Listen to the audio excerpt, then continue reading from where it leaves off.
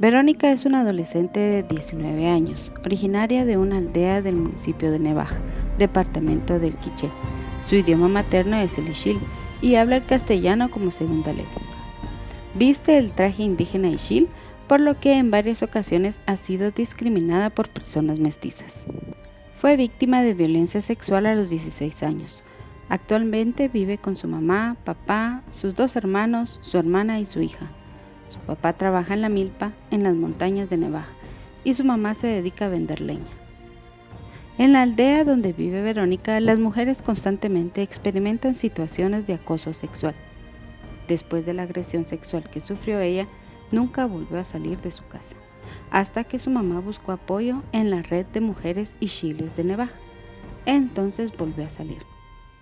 En la red de mujeres Ixiles le comentaron que el hombre que la agredió también agredió a otras adolescentes, pero no se sabe si ellas realizaron alguna denuncia o si hablaron alguna vez sobre lo que les sucedió. El agresor de Verónica era su patrón. Era coyote y ayudaba a las personas a viajar a Estados Unidos.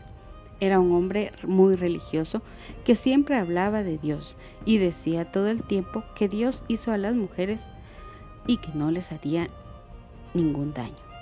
Por lo que Verónica nunca imaginó que ese hombre alguna vez haría eso. Verónica no acudió al centro de salud cuando fue agredida, por lo que nunca supo si tuvo alguna complicación con su salud. Se sentía culpable de lo que había sucedido porque creía que por haber empezado a trabajar le había ocurrido todo eso. Ella se sintió avergonzada ante su familia y ante su comunidad. Posteriormente se dio cuenta de que no estaba menstruando, entonces compró una prueba de embarazo que le salió positiva. Fue hasta ese momento que le comentó a su mamá lo que le había sucedido. El agresor fue citado por el Ministerio Público y dijo que Verónica sostenía relaciones sexuales con otros hombres, por lo que le realizaron una prueba de ADN a su hija. El fiscal del Ministerio Público les dijo que la prueba salió negativa y que la declaración de Verónica era falsa. Fue citada nuevamente, pero esta vez nadie la acompañaba, por lo que tuvo que continuar sola con el proceso. Posteriormente se hizo nuevamente la prueba de ADN dando resultado positivo y que el agresor de Verónica era el padre biológico de su hija. En la comunidad donde vive Verónica y en donde estudió nunca se enteraron de lo sucedido. La familia del agresor tampoco reaccionó. Cuando conocemos casos como el de Verónica, es posible entender por qué la mayoría de víctimas de violencia sexual deciden no denunciar los hechos y no acudir al sistema de justicia. Tal como le sucedió a ella, la credibilidad del testimonio de la víctima suele ser puesta en entredicho en el Ministerio Público, sobre todo cuando ella es pobre, menor de edad e indígena, y las personas con dinero pueden dominar a los sectores públicos. Esto solo se puede explicar, en definitiva, a partir de los pactos patriarcales entre los hombres que han permitido al sistema su supervivencia a través del tiempo. El resultado de todas las estratagemas utilizadas en este conato de proceso judicial. Una gran frustración, un enorme desgaste emocional, la impotencia y la soledad para la víctima. Además, por supuesto, la pérdida total de su confianza en el sistema de justicia guatemalteco. Cada año, cientos de adolescentes son madres en Guatemala. Muchas de ellas se embarazan producto de desinformación sobre sexualidad o por matrimonios en edad muy precoz. Otras son embarazadas como resultado de violaciones sufridas en sus propios hogares. Las consecuencias de estos embarazos en niñas y adolescentes son terribles para ellas y para la sociedad. Guatemala registró 66.042 embarazos en adolescentes con edades comprendidas entre 10 a 19 años en el primer semestre del 2019, según el Observatorio Salud Sexual Reproductiva OSAR. Según la Procuradora Adjunta de los Derechos Humanos de Guatemala, Miriam Roquel, indica: estos datos indudablemente se deben a la persistencia de ideas y prácticas conservadoras que han normalizado la violencia en contra de las mujeres. También a la exacerbación de la reproducción de las relaciones de poder desiguales de hombres hacia mujeres, misma que reduce la vida de las mujeres a simples reproductoras de hijos. Los embarazos se producen por falta de información sobre métodos de salud sexual y reproductiva. En Guatemala, en la mayoría de territorios con mayoría de población indígena, el Estado está ausente, no invierte en educación y en los lugares en donde se cuenta con este servicio, el Estado se resiste a implementar contenidos de educación sexual integral.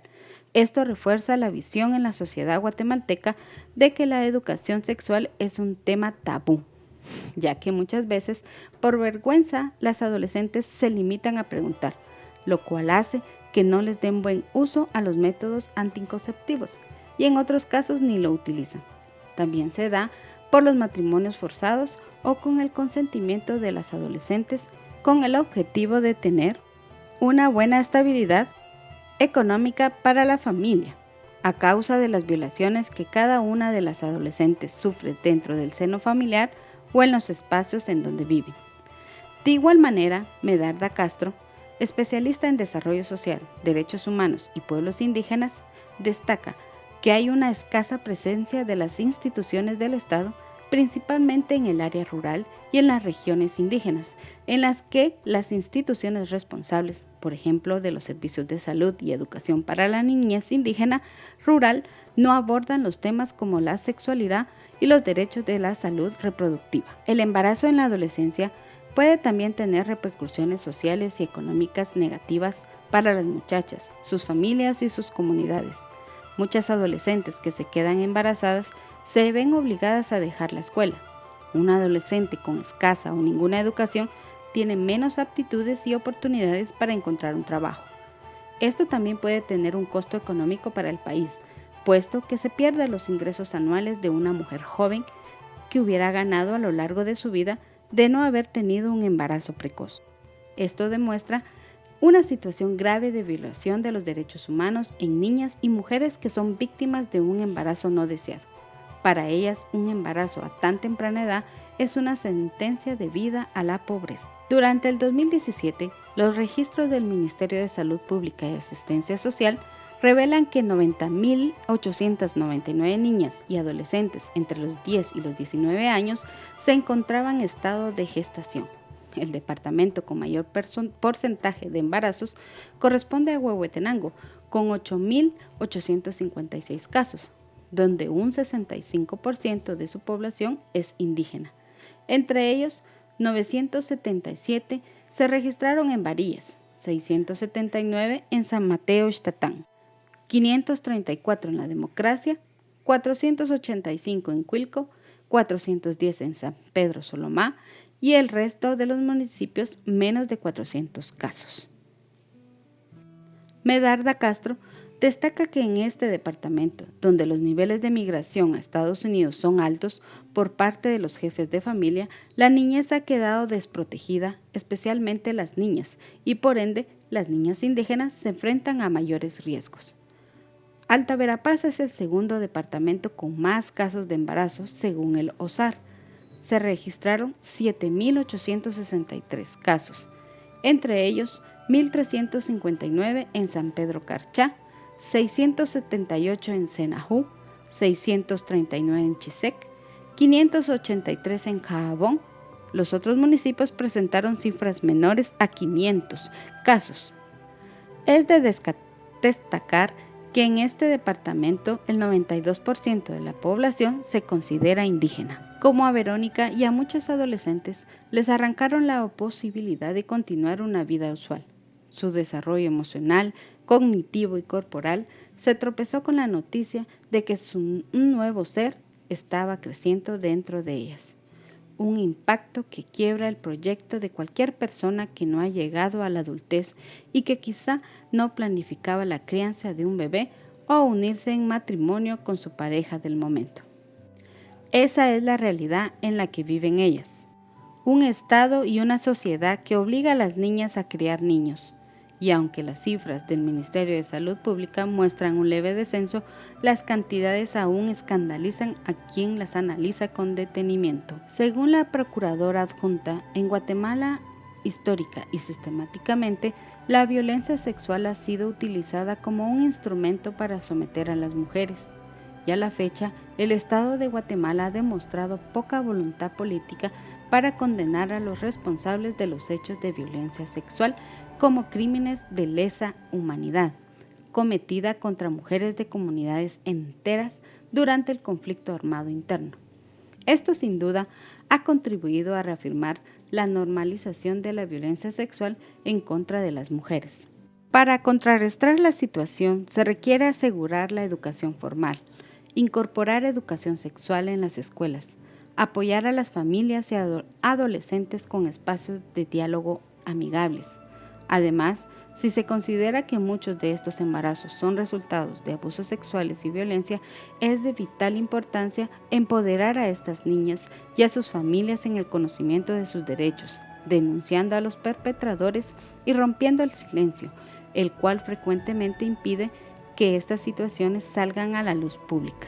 La Organización Mundial de la Salud ha colocado directrices sobre la prevención de embarazos precoces, como por ejemplo, reducir el número de matrimonios antes de los 18, fomentar la comprensión y el apoyo a fin de reducir el número de embarazos antes de los 20, aumentar el uso de anticonceptivos por parte de las adolescentes a fin de evitar el riesgo de embarazo involuntario, reducir las relaciones sexuales forzadas entre las adolescentes, reducir los abortos peligrosos entre las adolescentes, incrementar el uso de servicios especializados de atención prenatal en el parto y postnatal por parte de las adolescentes.